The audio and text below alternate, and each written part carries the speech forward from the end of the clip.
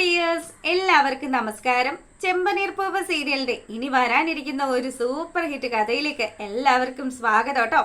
അപ്പൊ നമ്മുടെ സച്ചിയും രേവതിയും കൂടെ കാറിൽ പോവാണ്. അപ്പം രേവതി പറയുന്നതനുസരിച്ച് സച്ചി റൈറ്റും ലെഫ്റ്റും ഒക്കെ തിരിച്ച് ഇങ്ങനെ പോയിക്കൊണ്ടിരിക്കുന്ന സമയം, എന്റെ പൊന്ന് രേവതി, നീ എങ്ങോട്ടാണ് പോകുന്നതെന്ന് ഇനിയെങ്കിലും നിനക്കൊന്ന് പറയാൻ മേലേന്ന് ചോദിച്ചു. അപ്പൊ രേവതി ആണെങ്കിലോ, അതൊക്കെ ഞാൻ സ്ഥലം എത്തുമ്പോ പറഞ്ഞോളാം. എടി, എന്തിനാ എന്നെ ഇങ്ങനെ ഇട്ട് വിഷമിപ്പിക്കുന്നത്? നീ കാര്യങ്ങൾ പറഞ്ഞു കഴിഞ്ഞാൽ ഞാൻ ഡയറക്റ്റ് അവിടെ കൊണ്ട് നിന്നെ ഇറക്കില്ലേ എന്ന് പറഞ്ഞു. ഇതൊന്നും കേട്ടിട്ടും പുള്ളിക്കാരി അടങ്ങുന്നില്ല. അങ്ങനെ ലെഫ്റ്റും റൈറ്റും, അങ്ങനെ ഒരുപാട് ലെഫ്റ്റും റൈറ്റും ഒക്കെ തിരിഞ്ഞു. ഒരു സ്ഥലത്ത് എത്തുന്ന സമയത്ത് അവിടെ വെച്ചൊരു പൂക്കാരി ചേച്ചിയെ കാണുകയാണ്. അവരെ കണ്ട പാടെ തന്നെ രേവതി പറഞ്ഞു, വണ്ടി ഒന്ന് നിർത്തിക്ക്, ചെറിയൊരു പരിപാടിയുണ്ട്.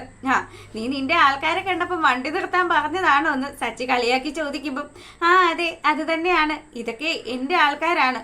ഞാനും പൂവിൻ്റെ ബിസിനസ് അല്ലേ ചെയ്യുന്നത്.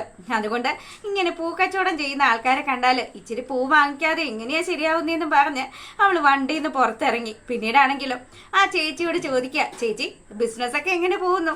എൻ്റെ മോളെ, ഇന്ന് ഒരു പൂ പോലും വിൽക്കാൻ പറ്റിയിട്ടില്ല.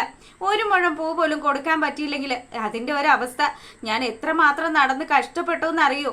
മോൾക്ക് പൂ വേണമെന്ന് ചോദിക്കുമ്പം, വേണം ചേച്ചി, 2 മുഴം മുല്ലപ്പൂ വേണമെന്നും പറഞ്ഞ് രേവതി പൂ വാങ്ങിച്ചു.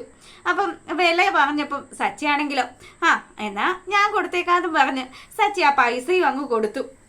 അതിനുശേഷം രേവതി കാറ് കയറിയതിട്ട് നമ്മുടെ സച്ചിയുടെ വണ്ടിയിൽ ആ പൂ കുറച്ച് വെച്ചു. അതിനുശേഷം അവളുടെ തലയിൽ മുല്ലപ്പൂ ചൂടി. പിന്നീട് അവരങ്ങനെ യാത്ര തുടർന്ന് പോയിക്കൊണ്ടിരിക്കുന്ന സമയം സച്ചിക്കാണെങ്കിൽ ഇതെങ്ങോട്ടാണ് പോകുന്നതെന്ന് അറിയാഞ്ഞിട്ട് ഒരു മനസ്സമാധാനവും ഇല്ല. അവൻ പറയുന്നുണ്ട്, ഇപ്പൊ ഇത്രയും കണ്ട് ഓട്ടോ ഒക്കെ ഓടിയിരുന്നെങ്കിൽ ഞാനിപ്പോൾ ഒരു 10,000-3,500 രൂപയുടെ കാശ് മേടിച്ചേനെ. നീ വേറെ വല്ല കസ്റ്റമറും ആയിരുന്നെങ്കിൽ ഉറപ്പായിട്ട് നിന്നോടൊരു 3,500 രൂപ ഞാൻ വാങ്ങിച്ചേനേന്ന് പറഞ്ഞു. അത് സാരമൊന്നുമില്ല, നിങ്ങൾക്ക് വേണ്ടത് 3,500 രൂപയല്ലേ? അത് നിങ്ങൾ വീട്ടിലെ ചെലവിന് വേണ്ടി പൈസ തരില്ലേ? അതിൽ നിന്നും 3,500 നിങ്ങൾ എടുത്തിട്ട് തന്നാ മതി. ബാക്കി ഞാൻ പൂക്കച്ചവടത്തിൽ നിന്ന് ഉണ്ടാക്കിയ കാശ് കൊണ്ട് അഡ്ജസ്റ്റ് ചെയ്തോളാന്ന് പറഞ്ഞു. എൻ്റെ അമ്മോ, ഭയങ്കര ഒരു പൂക്കച്ചവടക്കാരി എന്നും പറഞ്ഞ് സച്ചി രേവതിയെ ഇങ്ങനെ കളിയാക്കി. അങ്ങനെ ഒരു സ്ഥലം എത്തിയതും ഇനി അങ്ങ് സ്ട്രെയിറ്റ് പൊക്കോളാൻ പറഞ്ഞു. അപ്പോഴാണ് സച്ചിക്ക് ഇവൾ എങ്ങോട്ടാണ് തന്നെ കൂട്ടിക്കൊണ്ട് വന്നതെന്നുള്ള ആ ഒരു കാര്യം പിടികിട്ടിയത്. എടി, ഈ അമ്പലത്തിലേക്ക് വരാനാണോ? ഇത് നിനക്ക് നേരത്തെ പറഞ്ഞാൽ പോരായിരുന്നോ? ഇപ്പൊ നമ്മൾ ഇതേ പോക്ക് പോയിരുന്നെങ്കിൽ വേറെ ഏതെങ്കിലും ഒരു സ്ഥലത്ത് എത്തിപ്പോയേനെന്നൊക്കെ പറഞ്ഞു. അങ്ങനെ സച്ചിയും രേവതിയും കൂടി ആ ക്ഷേത്രമുറ്റത്ത് എത്തുമ്പോഴത്തേക്കിനും, അതെ, ഈ ക്ഷേത്രത്തിൽ വന്ന് ചില വഴിപാടൊക്കെ ചെയ്യണമെന്ന് ഞാനേ നിങ്ങളുടെ വണ്ടി പോലീസ് പിടിച്ച സമയത്ത് അപ്പൊ ഞാൻ നേർന്നതാണെന്നും പറഞ്ഞ് അവള് കാര്യങ്ങൾ സച്ചിയോട് പറഞ്ഞു. അങ്ങനെ സച്ചി വണ്ടിയിൽ നിന്ന് ഇറങ്ങി, രേവതിയും ഇറങ്ങി.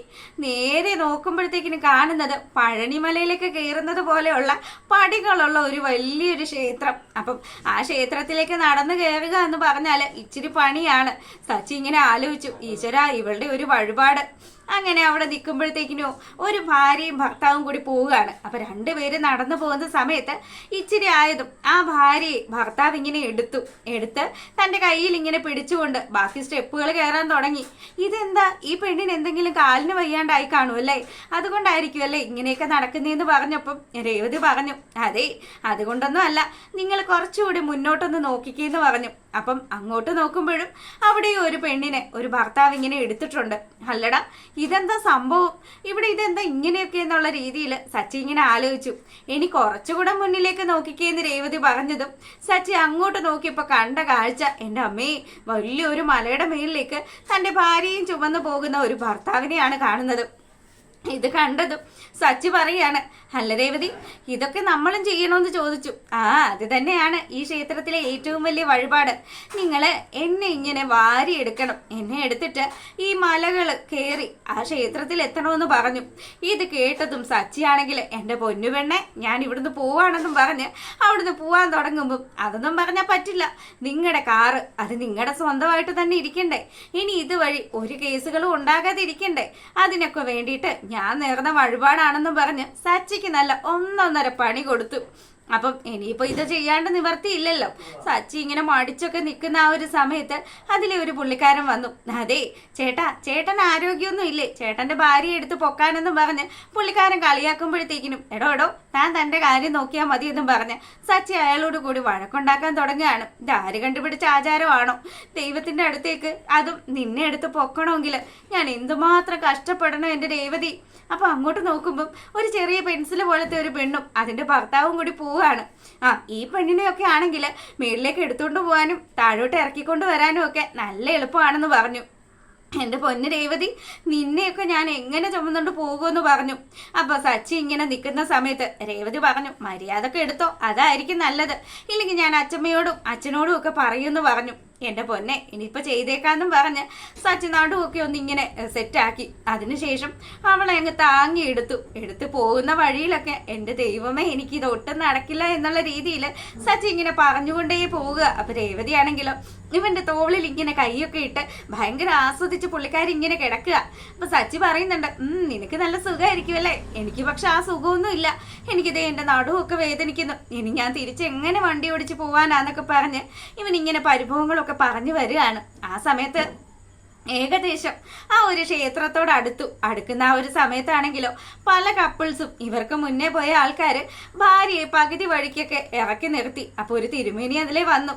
അതെ, നിങ്ങളെ കൊണ്ട് ഒട്ടും നടക്കില്ലെങ്കിൽ ഭാര്യ ഇവിടെ ഇറക്കിയേക്ക്, ബാക്കി അവർ നടന്ന് കയറിക്കോളൂ എന്ന് പറഞ്ഞു. പക്ഷെ അതിനും ഒരു ശാസ്ത്രമുണ്ട്. എത്രമാത്രം മുന്നോട്ട് നിങ്ങൾ ഇവരെയും കൊണ്ട് പോകുന്നോ അത്ര കണ്ട് നിങ്ങളുടെ ജീവിതം ശുഭകരമായിരിക്കുമെന്ന് പറഞ്ഞു. ഇത് കേട്ടതും രേവതി സച്ചിയെ ഒന്ന് നോക്കി, മര്യാദക്ക് എന്നെ എടുക്കുന്നതായിരിക്കും നിങ്ങൾക്ക് നല്ലത്, എന്നെ എങ്ങാനും ഇവിടെ ഇട്ട് കഴിഞ്ഞാൽ ഞാൻ ഇവിടെ ഇരുന്ന് കളയുമെന്നുള്ള രീതിയിൽ അവളുടെ ആ ഒരു നോട്ടത്തിൽ നിന്ന് സച്ചിക്ക് പിടികിട്ടി.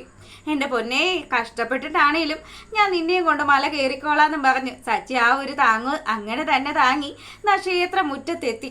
എത്തിയ പാടെ തന്നെ സച്ചി അവിടെയുള്ള ഒരു തൂണെ പോയി അങ്ങ് പിടിച്ചു. എൻ്റെ പൊന്നു രേവതി, നീ ഇതുമാതിരി വഴിപാടൊക്കെ നേർന്നു കഴിഞ്ഞാൽ നിന്റെ ഭർത്താവായിട്ട് ഞാൻ പിന്നെ ഉണ്ടാകില്ല എന്നൊക്കെ പറഞ്ഞു. ദേ, നിങ്ങൾ ആവശ്യമില്ലാത്ത കാര്യമൊന്നും പറയരുത്, വാ നമുക്ക് പോയി തൊഴാന്നും പറഞ്ഞ് രേവതി സച്ചിയും കൂട്ടിയിട്ട് ഞാൻ ക്ഷേത്രത്തിന്റെ നടയിൽ ചെന്നു.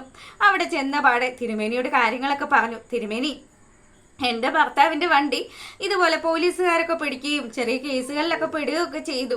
ആ സമയത്ത് ഞാൻ നേർന്ന വഴിപാടാണ്, എല്ലാ ദോഷങ്ങളും മാറ്റി തരാനായിട്ട് ഈ താക്കോല് വെച്ചൊന്ന് പൂജിക്കണമെന്നൊക്കെ പറഞ്ഞ് താക്കോലും കൊടുത്തു.